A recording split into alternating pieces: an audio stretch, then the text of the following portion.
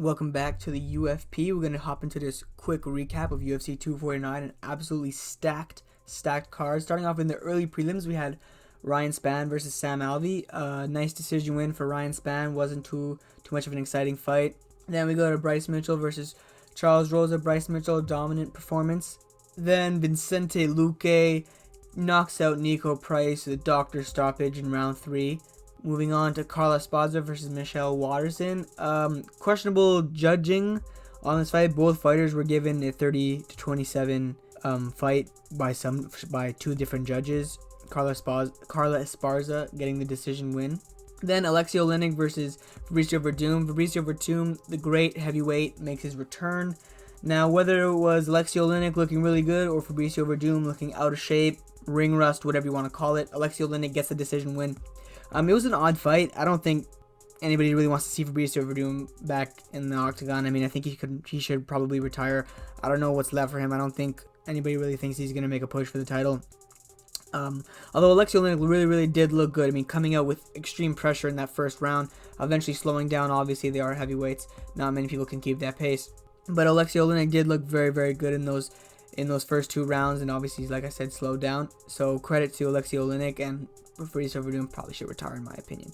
Now, Anthony Pettis versus Donald Cerrone. This is on a freaking preliminary card, right? I mean, that's a main card in any other event, right? Anthony Pettis getting the decision win. Although Donald Cerrone, I think, won the fight, and I think a lot of people would agree with me. I don't think anybody's really going to be mad at the Anthony Pettis decision. But to say that Donald Cerrone didn't deserve it is, I mean, I don't think that's fair. Donald Cerrone had a great fight. I think he'll be back again because he did look very good and kind of, I guess, rejuvenated, whatever you want to call it, after fighting Conor McGregor and having a pretty bad performance against Conor. Now, the main card, Greg Hardy versus Yorgan De Castro. Yorgan De Castro having success in the first round with big leg kicks. Then I believe he broke his toe in one of the leg kicks that Greg Hardy checked, and Greg Hardy kind of implemented his own leg kicks and kind of won the exchanges after that, winning the next 2 rounds. Decision win for him. Jeremy Stevens versus Calvin Kattar. Now, I had a little problem with my TV during that fight, so I kind of missed the finish. But I know that it was an elbow, I'm pretty sure. I hope I'm not getting that wrong, but it was an elbow, and it was a pretty big finish from what I've been told from the people who I talked to. Now, Francis Ngannou versus Jairzinho Rozenstruik. I had this fight going that way as well, but to say it now, a lot of people are going to say, oh yeah, there's no way Francis was going to lose that fight. I don't think that's fair to say. Jairzinho Rozenstruik can put anybody's lights out. I think just Francis Ngannou's on another level. Ever since losing to Stipe and then having that really bad performance against Derek Lewis, where basically there was no action, it was really disappointing, that fight, especially since there was so much anticipation. It was basically like Francis Ngannou versus Jairzinho Rozenstruik, except there was no action. There was, I think, a record for the least amounts of punch thrown in a fight.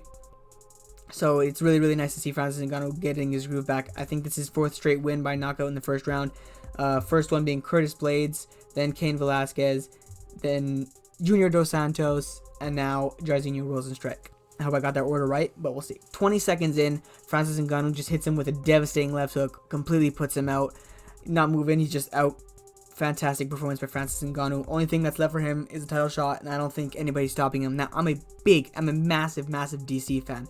Maybe I'm caught up in the moment with the Francis Ngannou win, but I don't know how you're going to stop Francis Ngannou right now. I really don't. The only thing I can think of would be DC kind of wrestling him to death, right? Just like kind of like Stipe did the first time. But fuck, the growth that he's shown in these last fights, I don't know, man. I don't see anybody beating Francis Ngannou right now, honestly. And I'm a massive DC fan. I know Stipe beat him. You can say, oh, Stipe already did that, whatever. I don't see it happening again. Henry Cejudo versus Dominic Cruz. Knockout win, first round for Henry Cejudo. Now, I had a video coming out that I didn't get to finish, so I didn't put it out, unfortunately. I will change that. More videos to come, for sure. But I had Henry Cejudo going to get the win on this fight. I'm not a huge fan of either of these guys. I think Dominic Cruz is he's not lame. I mean, he's obviously a super talented fighter, but not a fan. Henry Cejudo, triple cringe. Never was a fan of him either, but not denying either of these guys' abilities in the octagon. Questionable stoppage. I think they could have let Dominic kind of finish. There was 2 seconds left in the round. There's 2 seconds left in the round, so I think they should have let that continue.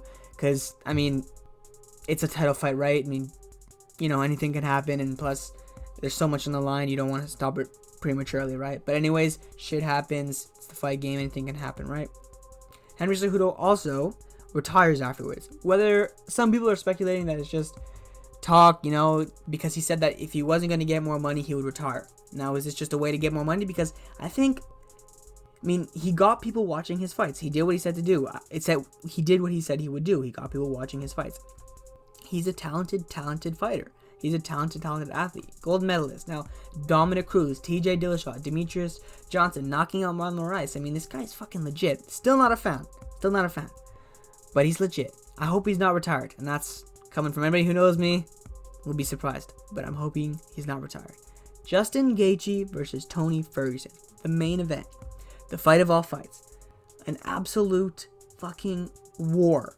A one-sided war. Now, people had Tony Ferguson going into this fight. A lot of people did. He was the favorite going in. But if you watch that one video, which I think 6 people did, thank you, then you know that I had Gaethje going in for the exact reason why he won. Tony gets hit too much, and Gaethje just has unbelievable power. Fuck. The amount that Tony Ferguson took, I don't know if there's been another fighter who's taken that much damage and survived up until the point where he was eventually finished in round 5. But goddamn, that was an absolute one-sided war. Tony Ferguson did have a couple moments, for sure. It's a 5-round fight. He did have his moments. He had that one uppercut when they both exchanged uppercuts, but Tony's landed and Justin didn't, and Justin got dropped. Now, if that was during the middle of the round rather than the last seconds of the round, maybe Tony finishes the fight. Who knows? But that's a fight. I don't even care that it was pretty much one-sided. I would watch that fight every freaking weekend. Big credit to Justin Gaethje. You can see the growth in his last fights, man. It's absolutely unbelievable. From losing back-to-back knockouts to Eddie Alvarez and Dustin Poirier, to brutally finishing James Vick, who talked shit back and forth, calling Justin Gaethje the Homer Simpson of MMA. Pretty funny, actually, but whatever. Then moving on to, I believe, Edson Barboza, who flatlined him. Then Cowboy Cerrone knocked him out, round 1. And now Tony Ferguson, the guy that we thought is gonna take out Khabib, and now we will never fucking be able to see Tony Khabib. That fight is doomed. It's cursed. It's a cursed fight. We're not gonna see that. I'm sure I'm gonna have a video coming out in a couple days about that fight. Now we're never gonna freaking see it. But Justin Gaethje, man, he deserves it, man.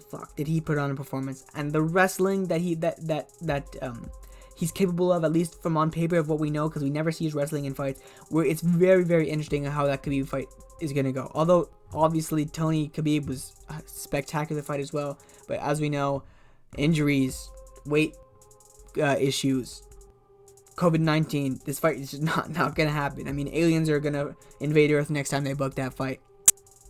Justin Gaethje, Khabib is coming up next. That is going to be an absolute fantastic fight, I'm sure. I was more confident in Khabib if it was Khabib versus Tony than I am in Khabib if it's Khabib Justin.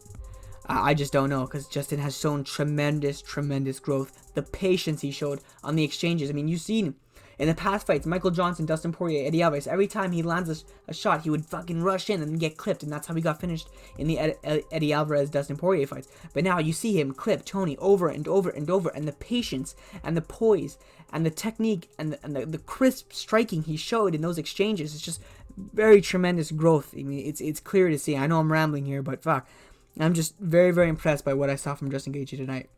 So this has been the UFP. Thanks for listening, and I'll be back soon.